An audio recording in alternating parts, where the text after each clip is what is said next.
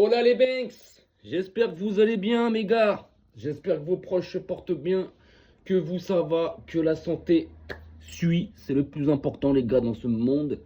Moi ça va les gars, moi ça va pépère, pépère, pépère, bon, à part toujours ce temps là, c'est grisâtre et tout ça, j'aime pas trop ça les gars, comme je vous ai dit, moi je suis un mec d'été moi, ou du printemps, tu vois, je suis printanier ou éthéiste, même si je crois que ça se dit pas. J'ai vérifié. Enfin bref les gars, aujourd'hui on va revenir, petite vidéo, on va revenir les gars, sur les matchs, donc d'hier soir, de ce mercredi 6e journée de Ligue des Champions et de ce mercredi soir, comme on a fait pour le mardi. Une journée, quand je regarde comme ça, il y a eu du but, mais j'ai l'impression que la journée de mardi était un peu plus... était un peu mieux, était un peu plus joyeuse. Il y avait un peu plus de football, tu vois. Là, il y a du 0-0, bon, il y a du 3-2, il y a du 4-2, il y a du 2-2, il y a du 3-0. Il y a du but. On va pas dire qu'il n'y a pas eu de but. Mais par rapport à mardi, je sais pas, j'ai l'impression qu'il y a eu un peu moins de spectacle, on va dire. Bon les gars, d'entrée de jeu, je vais commencer par eux. D'entrée de jeu, je vais commencer par vous. D'entrée de jeu, je vais commencer par vous, le Real. Ouais, mes amis madrilènes, d'entrée de jeu, je suis désolé. Je commence par vous. Défaite du Real de Madrid contre Manchester City 2-1. Inquiétez-vous, les gars. Inquiétez-vous, les gars. Inquiétez-vous, parce que hier, c'était un Manchester City hyper faible. Un Manchester City à 40%. Vraiment, vraiment, c'était un City genre... t'avais l'impression qu'ils n'étaient pas concernés par le match. J'ai pas vu le Foden que je vois dernièrement en PL. J'ai pas vu le Erling Haaland que je vois dernièrement en PL. Ni le Ryan Cherki que je vois dernièrement en PL. Par contre, une parenthèse. Guardiola, va falloir que tu arrêtes en Big 2025 de mettre Bernardo Silva dans cette équipe-là. Ouais. Mais enfin bref, donc j'ai pas vu le City des dernières semaines en Première Ligue, tu vois. Qui assassine ses adversaires, qui presse, qui attaque de tous les côtés, où tu sens que ça peut planter à tout moment. Là, j'ai vu un City, je sais pas, à 40%. Doku très fort, hein. Doku là, waouh, Asensio, faut aller le voir là, même Rodrigo, faut aller prendre des nouvelles les gars, parce qu'il y a eu session d'étirement en plein match, c'est pas normal ça les gars. Mais du coup, ouais, faut s'inquiéter pour le Real, les gars. Parce que le Real, au contraire de City, j'ai eu l'impression que le Real, sur ce match-là, ils ont joué leur vie, les gars. Ils ont joué au maximum de leur capacité, les gars. Sérieusement, sincèrement, les gars. Moi, hier, j'ai vu un Real à 100%. Et quand j'écoute à peu près tous les Madrilènes, c'est ce qu'ils disent. J'ai vu un Real à 100%. Tout n'était pas parfait. Il y a des joueurs, on va en parler un petit peu, mais j'ai vu un Real, les gars, à 100%, les gars. 100%, t'es au max de ce qu'ils peuvent donner face à un City à 40 et t'arrives à perdre 2-1. C'est chaud, c'est dangereux. C'est dangereux. On va revenir donc. Mbappé n'était pas là, les gars. Mbappé n'était pas là. Alors moi, je vais poser tout de suite le décor. Il y en a, ils vont me dire, Mbappé, il aurait été là, on aurait gagné, nanani. Mbappé, il aurait été là, peut-être que Rodrigo n'aurait pas fait le match qu'il a fait. Peut-être que Rodrigo n'aurait pas mis ce but qu'il a mis. Alors, parce que je suis désolé, mais hier, dans la fluidité des actions offensives du Real, ça jouait bien, les gars. Devant, ils se trouvaient facilement. Bellingham, Rodrigo, Vinicius. C'était fluide, c'était rapide. Tu sentais que Mbappé n'était pas là, les gars. Et Garcia, un vrai numéro 9, un vrai point d'appui sur qui tu peux compter pour des déviations ou autres, comme Benzema à l'époque. Waouh, ça a joué, les gars. Il y a eu des belles séquences. Il y a eu des belles séquences. Et il n'était pas là. Il n'était pas là. Il aurait été là, il aurait absorbé tous les ballons. Rodrigo n'aurait pas fait le match qu'il a fait. Rodrigo hier, top match. Ça faisait combien de temps qu'on n'avait pas vu Rodrigo à ce niveau-là, les mecs? Ça faisait quoi, 32 matchs qu'il n'avait pas marqué? 32 matchs, toutes compétitions confondues. 32. Combien de matchs qu'il n'avait pas eu ce niveau-là affiché? Là, on a vu le Rodrigo 2021, 22, 23, surtout 22, 23, les gars. On a vu ce Rodrigo-là, les mecs. Donc voilà. Maintenant, ouais, c'est comme je veux dire, au milieu de terrain, il n'y a personne. Bellingham, mais oh là là, je vous demande 2 secondes, les gars.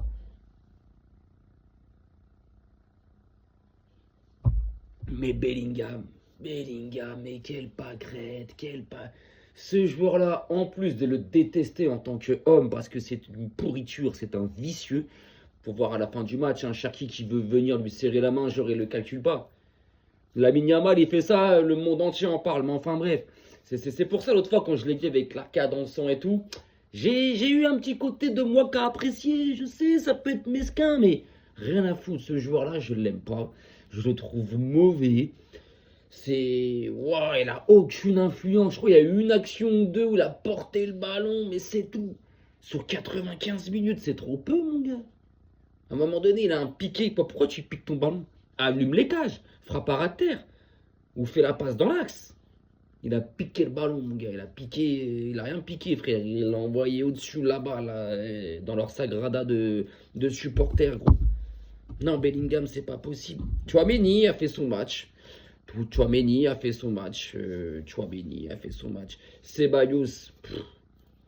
Bref, je vais même pas m'étaler sur lui. Je sais même pas ce qu'il fait au Real de Madrid, lui, ce mec-là, en 2025. Arda Güler, qu'on est rentré. Oh là là, Arda Güler, c'est une bouse. C'est une bouse.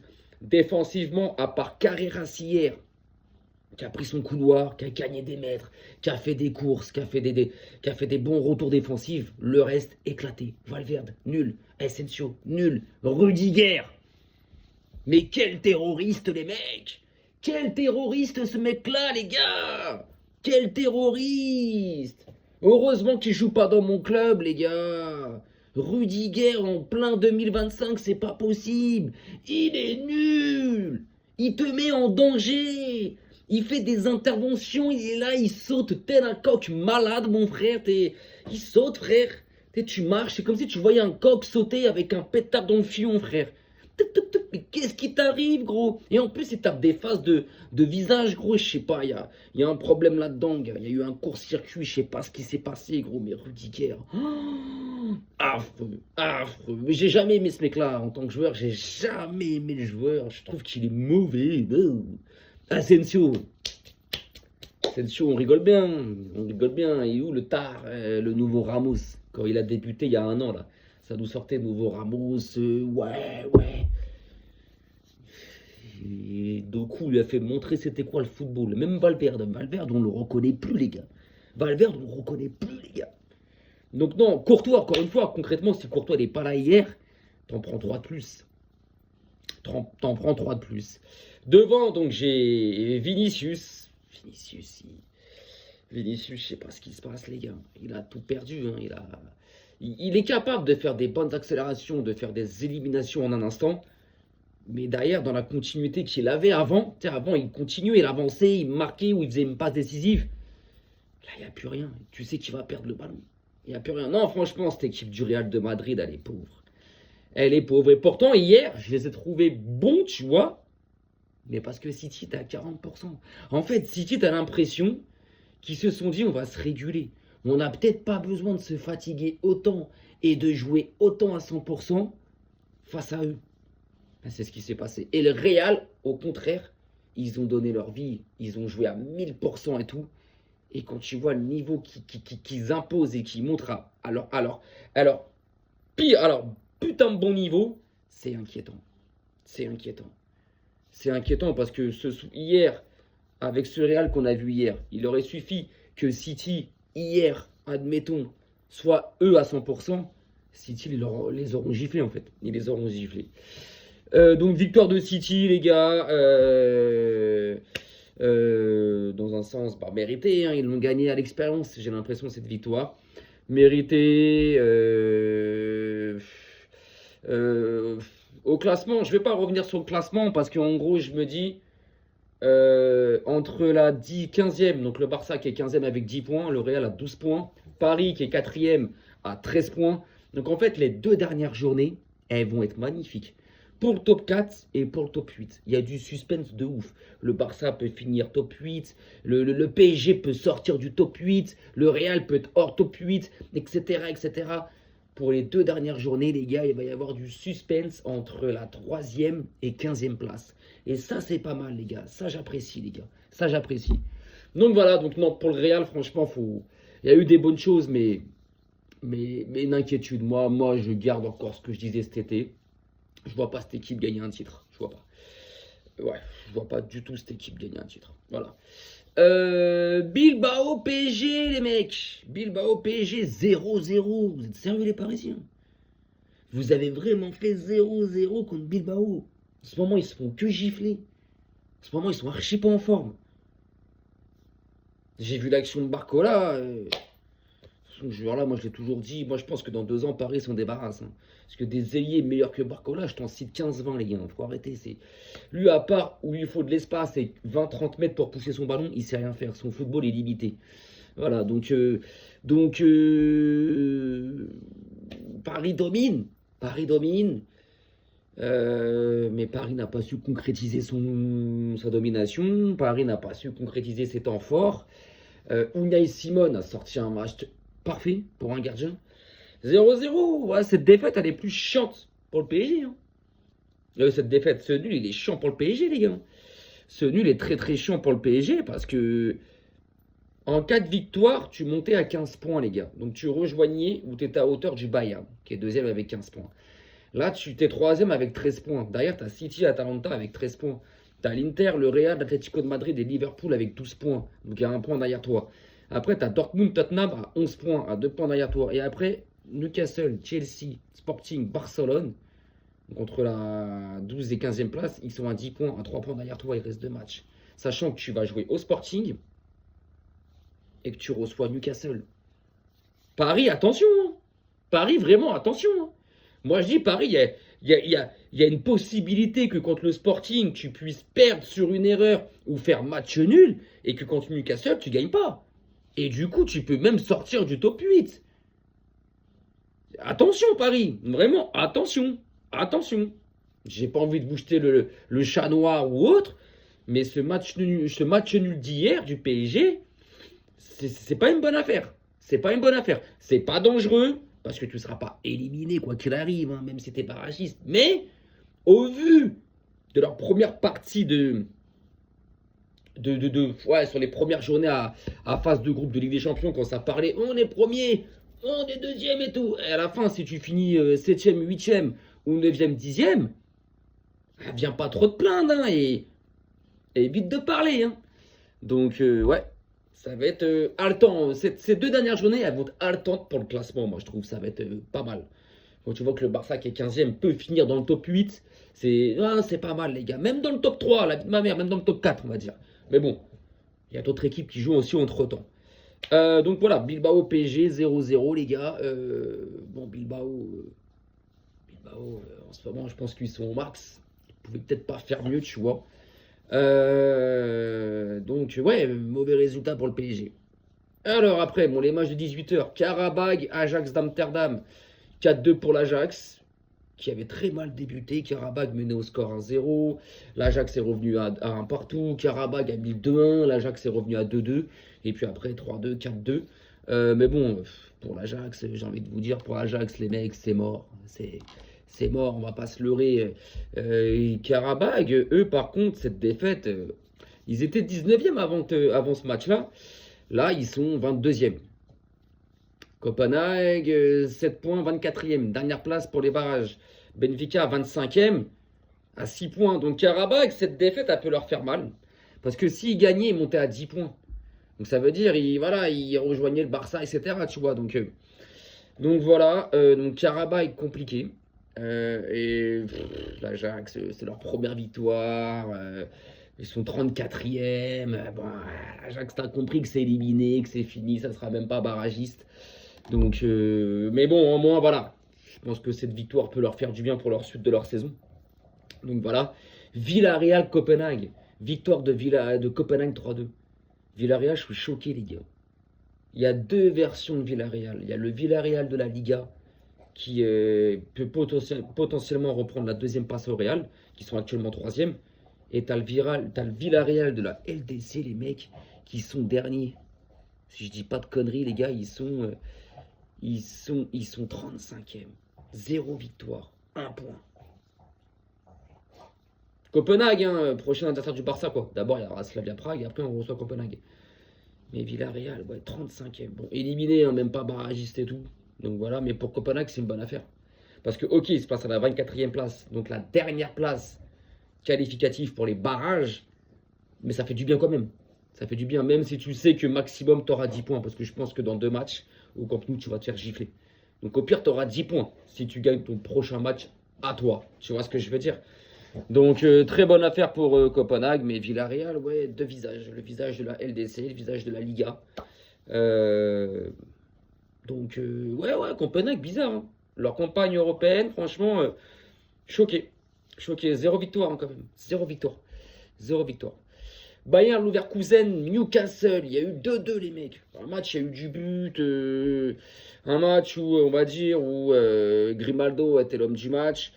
On va dire où chaque équipe a eu ses temps forts. Voilà, chaque équipe a eu ses temps forts. Je vous mets 2 petites secondes, les mecs. Chaque équipe a eu ses temps forts et les ont concrétisés. Il n'y a pas une équipe qui a plus dominé que l'autre. Au classement, ça donne donc Newcastle 12e avec 10 points. Donc voilà, tu sais, eux-mêmes ils peuvent rentrer dans le top 8. Et Leverkusen, c'est 20e avec 9 points. Donc tu vois ce que je veux dire? Les 2 dernières journées vont être motivantes, vont être pas mal. Mais bon, un match nul mérité, ça devait être un beau match de football, ça. Benfica qui tape Naples 2-0. Bon.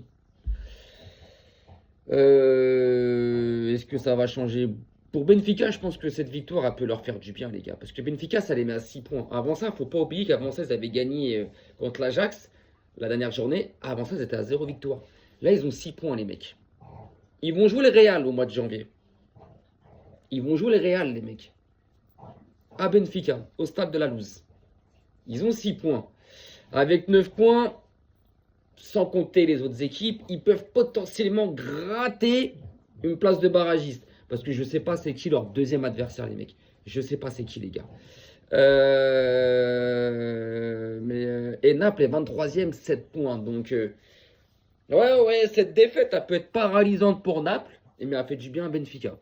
Donc pour moi, voilà, ces 2 équipes vont jouer leur qualification sur les 2 prochains matchs. Du moins leur place en barrage sur les 2 prochains matchs. Sachant que le Benfica, à un moment donné, va recevoir le Real au mois de janvier. Donc attention. Bon, Arsenal qui va gagner au Club Bruges 3-0. Arsenal qui confirme que c'est la meilleure équipe actuellement en Europe. Il n'y a pas de souci sur ça. Club Bruges, il faut aller gagner là-bas 3-0. Parce que c'est une équipe qui joue. Voilà, on l'a vu avec le Barça, on avait fait 3-3, les gars. Voilà. Arsenal, non, ils montrent concrètement qu'ils sont chauds, les gars. Ils sont chauds. Pour moi, ils vont finir premier. À part si sur les 2 prochaines journées, ils se loupent et que le Bayern fait un sans faute et qu'Arsenal est accroché sur un nul, etc. Voilà, mais je pense qu'Arsenal va faire un sans faute. Dortmund, Bodo Glimt, il y a eu 2-2. Bodo Glimt, c'est même quand ils étaient en Europa League. Hein, c'est des équipes bizarres, mais ça joue, ça. Ça joue, ça. Attention. Hein. Bodo Glimt, là, ils sont au classement. Donc Arsenal, voilà. Bruges, je vais aller voir Bruges, les mecs. Bruges, vous voyez, ils sont 31e. Voilà, ils sont 31e. Voilà. Bodo Glimt, 32e, 3 points. Ouais, je pense que c'est cuit même pour accrocher une place de barragiste, c'est cuit. Et Dortmund, c'est 10e, 11 points. Donc, c'est ce qu'on disait avec le Barça, Chelsea, Sporting, Newcastle. C'est des équipes qui peuvent encore aller chercher le top 8, même voir le podium ou les top 4, les places du top 4, j'ai juré. De toute façon, entre Paris qui est 3e avec 13 points et le Barça qui est 15e avec 10 points, il n'y a que 3 points entre la 15e et la 3e place. Entre toutes ces équipes-là, tout le monde peut finir dans le top 4 en fait. Donc, c'est pour ça que les 2 journées vont être haletantes. Donc Dortmund 2-2 contre Bodo Glimt à la maison. Déception, je pense, pour les supporters. Je pense que ça a dû être une déception pour les Allemands de faire 2-2 et tout contre Bodo Glimt et tout ça. Même si Bodo Glimt ça joue, t'es quand même T'es quand même à Dortmund, t'as envie de, voilà, t'as envie de, ouais, les gars, c'est bon, tu vois. En plus, je sais même pas si Dortmund mène au score, je pense que si. Ouais, Dortmund ouvre le score. Ouais, Dortmund, ils ont dominé le match de ouf, les gars. Ah ouais, hein. Dortmund ouvre le score, Bodo Glimt égalise juste avant la mi-temps. Au début de seconde période, Dortmund met le deuxième but et au milieu de la deuxième mi-temps, bah, ouais, à la 75e, Bodo Glimt égalise. Mais ouais, de ce que je vois, Dortmund, ça a dominé. Ouah, ça a dominé salement même, hein. Ah ouais! Ça a dominé même salement, hein. 22 tirs, 9 cadrés, 7 côté Bodo Glimt et 3 cadrés. 1,25 de XG attendu côté Bodo et 3,19 côté Dortmund. Ah ouais, c'était un match FIFA ça. C'est le match où ça voulait pas rentrer quoi. Mais bon, pour Dortmund, je pense qu'ils seront là au rendez-vous des 8e ou au moins dans les barrages. Bodo, bon bah, merci, au revoir. Et la Juve a gagné contre Parfos 2-0. Bon, logique, normal, Parfos. C'est le petit poussé, c'est quoi? C'est le petit poussé, c'est une petite équipe, c'est pas, voilà, c'est, en plus la Juve a dominé totalement ce match-là. La Juve au classement, il me semble qu'ils sont dans le top 10, il me semble, les gars, non? Même pas, je suis un ouf. Ils sont 17e avec 9 points, mais bon, je pense que ça va le faire. Pas fausse, 6 points. Ils sont 26e, ils sont, ouais, ils peuvent aller chercher une place de barragiste, hein. Ils peuvent aller chercher une place de barragiste, les mecs, hein, concrètement, donc à voir, à voir, à voir, à voir. Donc en tout cas, les gars, ces 2 dernières journées de Ligue des Champions qui vont se jouer au mois de janvier. Il y a une journée, je crois, entre le 10 et le 15 janvier, et l'autre entre le 20 et le 25 janvier. Où il y a une journée où la 6e ou la 7e, elle est entre le 15 et le 20, et la dernière journée entre le 25 et le 30. Bon, en tout cas, c'est dans la dernière quinzaine de janvier, les 2 dernières journées de Ligue des Champions. Donc la 7e et 8e journée. Et ça va être pas mal, les gars. Il va y avoir pas mal de mouvements, là, pas mal d'équipes qui peuvent passer de la 15e à la 3e place, passer de la 3e à la 15e. Bon, il y aura beaucoup de mouvements et c'est pas mal, ça anime ces 2 dernières journées, les gars. Ça anime ces 2 dernières journées, les gars. Voilà, les gars. Bon, les frérots, sur ce, les frérots, bah, je vais vous souhaiter quand même une bonne fin de journée. On est quoi là? On arrive en fin de semaine. On est jeudi. Prochaine vidéo, les gars. Alors, je serai pas dans ma région. Je serai sur l'île de France. Voilà, je serai dans une autre région. Donc le Barça joue samedi à 18h30. Je sais même pas si je vais pouvoir regarder ce match-là. Parce que samedi, j'ai pas mal de choses à faire. J'ai de la famille à aller voir. Bref, je vais pas raconter ma vie, hein. J'ai pas mal de choses à faire. Et à cette heure-ci, il me semble que je serai pas posé devant le match. Au pire, je serai peut-être je serai peut-être dans les transports. Ou en tout cas, je serai en mouvement. Alors peut-être que j'aurai un coup d'œil sur l'iPhone.